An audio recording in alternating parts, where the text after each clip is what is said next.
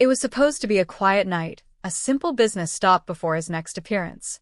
But the luxury suite corridor where actor Menglong's spent his final hours has become one of the most controversial and heavily guarded places in China's entertainment history. For months, the public was told the cameras malfunctioned. The corridor's CCTV footage was said to have been erased beyond recovery. But now, an explosive leak has turned that explanation to dust, revealing a truth far darker and more orchestrated than anyone could have imagined. The night that disappeared. At exactly 11:37 p.m., Menglong was seen entering his hotel room, room 809, in the Imperial Zenith Hotel, Shanghai. According to official records, he never came out alive. What puzzled investigators was that every other camera in that corridor captured footage except one, the unit directly facing his door. It was the only blind spot in the building's entire surveillance network. For months, the hotel claimed that a temporary power fluctuation caused data loss, but new whistleblower testimony has blown that narrative apart. A former IT technician, whose voice was disguised in a viral anonymous recording, revealed that the CCTV feed was manually accessed and overwritten just 30 minutes after Yu's body was discovered. It wasn't an accident, the technician said. Someone with master-level clearance used an internal access key. Only top management could have done that. And they didn't delete, they replaced. The corridor that saw everything. Recovered fragments from the building's backup server suggest that the CCTV may not have failed at all. A blurry frame recovered by digital forensic specialists shows a figure in red walking down the corridor at 11:56 p.m., less than 20 minutes before the fatal fall. Her face is hidden beneath a hood, but her shadow stretches unnaturally long, reaching the very door of Menglong's suite. Forensic analysts confirmed that the lighting and perspective matched the hallway perfectly. The footage fragment lasted less than 2 seconds before cutting to black, as if deliberately trimmed mid-frame. Who was she? Why did the hotel never mention her? And most importantly, where did she go next? The staff who vanished.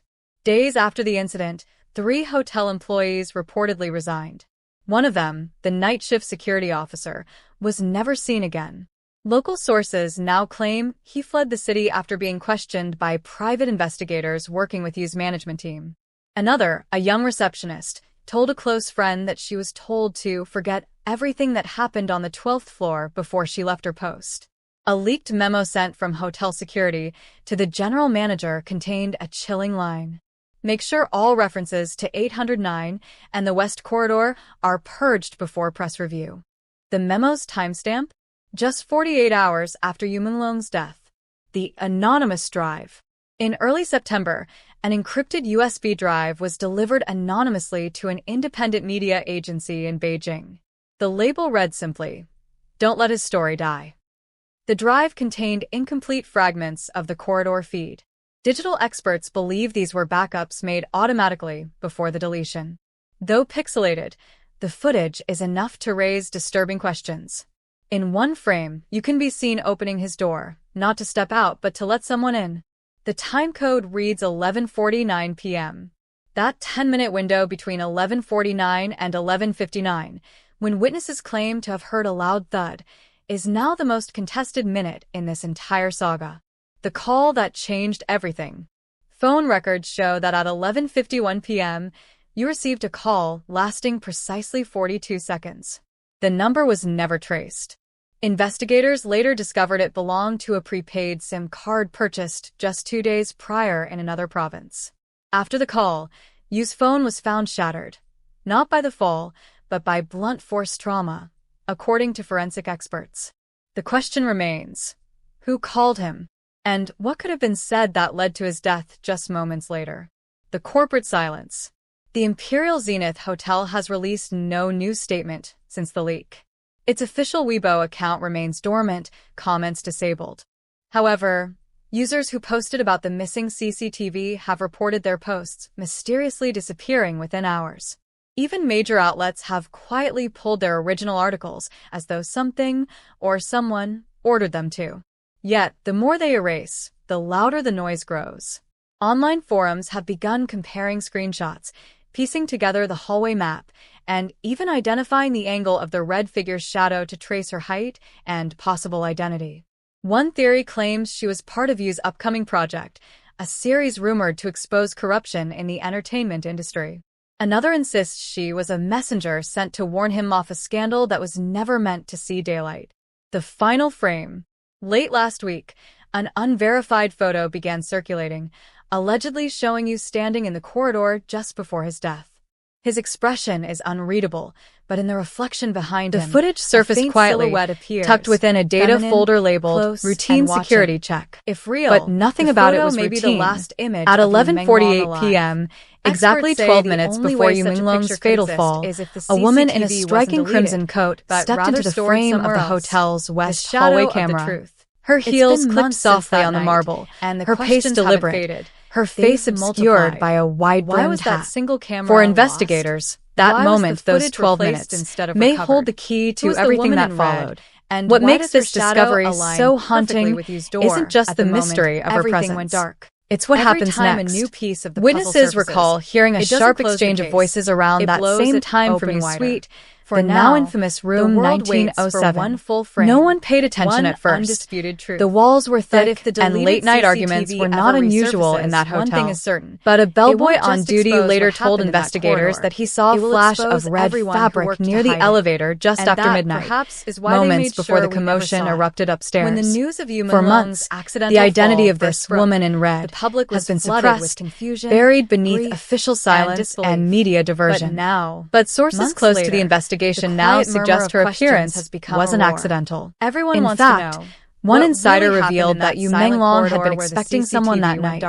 A visitor he referred to cryptically as her. When police reviewed his phone logs, they found a deleted call at 11:32 p.m. lasting 24 seconds. The number was unregistered, yet the device pinged a nearby tower at the hotel's address. In those seconds, something was arranged. Something urgent. Something final. And then she arrived. In the newly recovered camera footage, her shadow stretches long across the dim hallway. She pauses outside Yu's door for 8 seconds. The timestamp blinks. Then quietly she enters. The door closes. From that point on, there are no images, only silence. But at 12 a.m., an alarm from room 1907 went off briefly, registering a short circuit from the balcony light. That's when staff rushed up, only to find shattered glass and the unbearable sight that would make headlines for months. Still, there's one unexplained detail that continues to disturb everyone who's seen the footage.